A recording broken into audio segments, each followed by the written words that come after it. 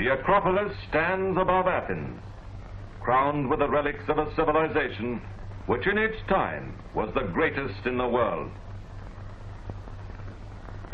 The buildings have been damaged by time and a succession of invaders, but the spirit of ancient Greek civilization permeates the minds of millions who've never heard of Pericles or read Aristotle. The Temple of Victory was built 2,400 years ago. The Turks pulled it down and an Englishman restored it. Modern Greeks have grown up among ruins of buildings commemorating ancient triumphs. They still have the lovely lion carved to honor Alexander's Persian victory. They also have the hideous memorials of the late war and occupation and civil strife. Their struggle lasted 9 whole years.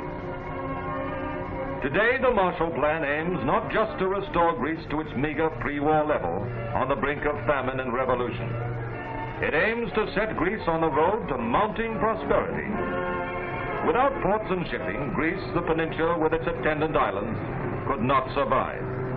To get ships into the shattered ports was one of the first jobs to be done. Greece lost 75% of her ships in the war. American Liberty ships sold at low prices helped to make good the losses. New port equipment was brought in to replace the installations destroyed by war. So in May 1948 began the unloading of Marshall Aid supplies, food, raw materials, and machines. By the end of May 1950, a total of $240 million Marshall Aid dollars had been spent on Greece.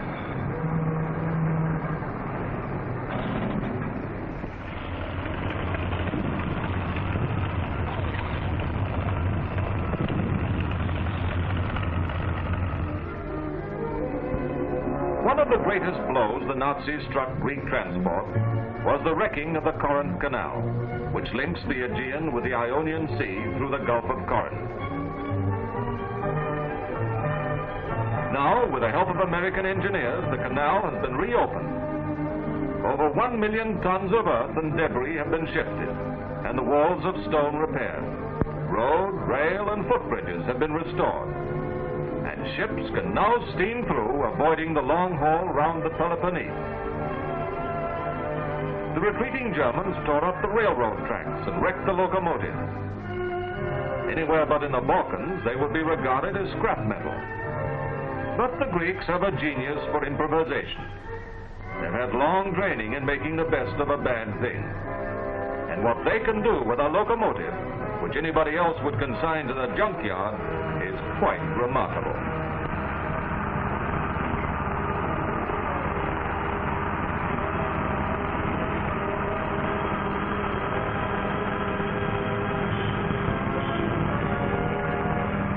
It's not enough to open up the ports. There must be transport to link them with the villages. There are more trains on the tracks now, and once a train starts, it will reach its destination without being held up, shot up, or blown up.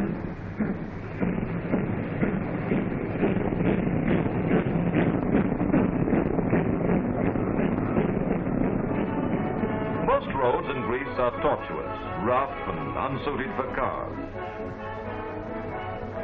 But already 1,000 miles of highway have been resurfaced. The motor car is starting to compete with the mule and donkey as a way of getting places. It is hard to imagine the task of joining by modern roads thousands of villages scattered thinly through mountain valleys. But unless the villages are linked to markets and to ports, trade will go on stagnating. And the villages.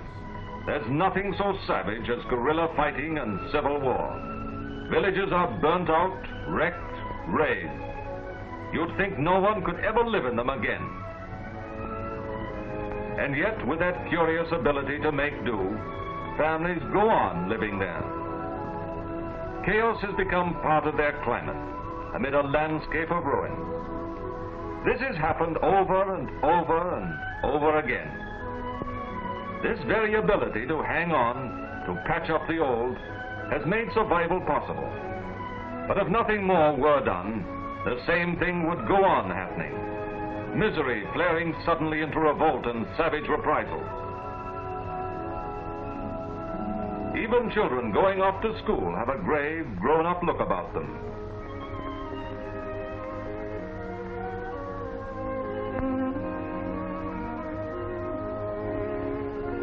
Yet families still have hope and courage. They still work even with bare hands for the things they want. An end to chaos and squalor, a decent, peaceful life. Marshall Plan field men go from village to village, advising on building plans and methods.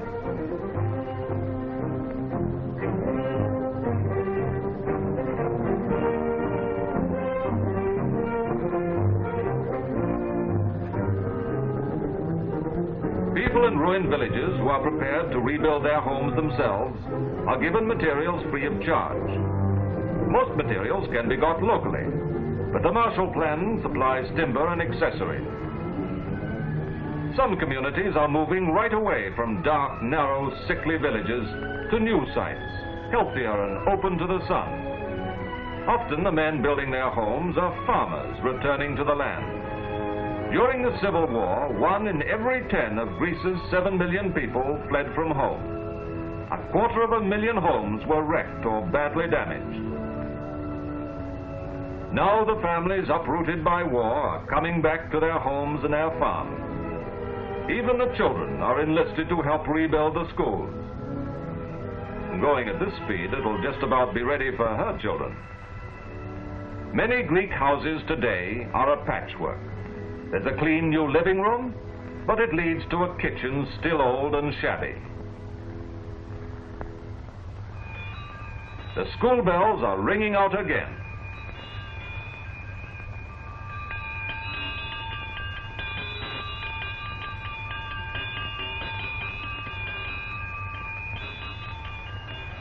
This school, long occupied by the Greek army, has again become a place for children.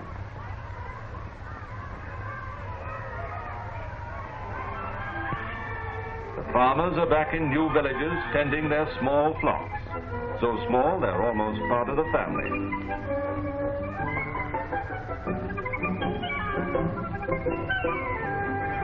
The Greek peasants are among the poorest in Europe. The civilization the Athenians brought to maturity in the 5th century BC has profoundly influenced the Western world. But the Greek peasants are very like their peasant forefathers. All European civilization has given them is the privilege of seeing their land become a battlefield several times each century. Their way of life may seem simple, pastoral, idyllic, but it is also tuberculous, malarial, and undernourished.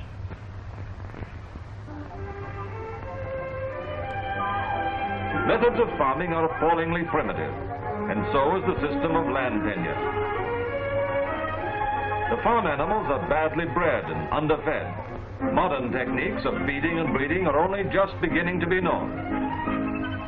French stallions have been imported through the Marshall Plan to produce better strains of mule, the main Greek pack animal.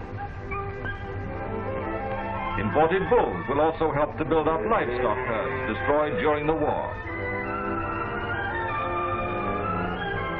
Today, thousands of U.S. Army mules are being harnessed to up-to-date plows, and agricultural crops are steadily increasing.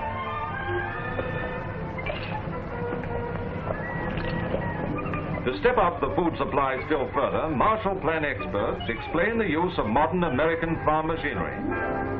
Americans, like all Western peoples, have a great debt to pay for the heritage of ancient Greeks. They are beginning to repay it by teaching modern Greeks ways of farming which can make their country prosperous again.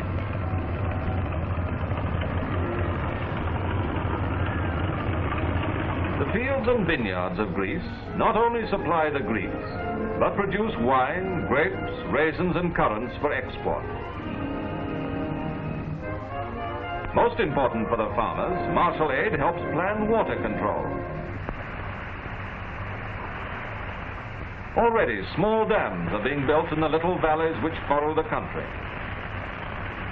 A series of small dams can hold the water, prevent its flooding the plains, and then release it to the fields during the hot summer. To dig the irrigation ditches, an odd combination of labor is used. Manual labor is cheap, for the laborers work on native bread and wine. The mechanical ditch digger works on imported gas and oil, expensive items in Greece today. But the operator is getting valuable experience, and Greece is becoming machine conscious at last.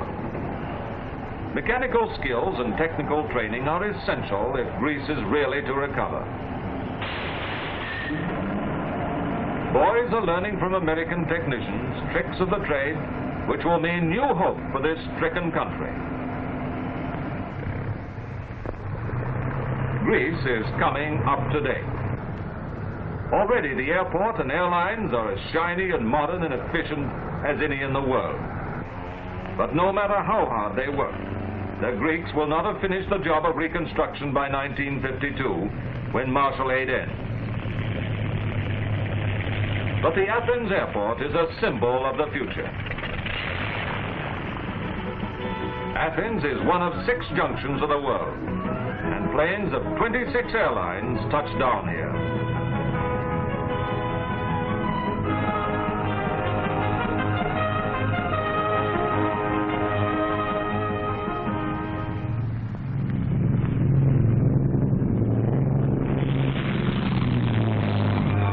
There soars the spirit of modern Greece. And coming down to earth, there lies the symbol of her ancient glory. The debt we owe her artists and philosophers will be repaid when our technicians have helped to make her poor earth rich again. Helping people to help each other. The Marshall Plan.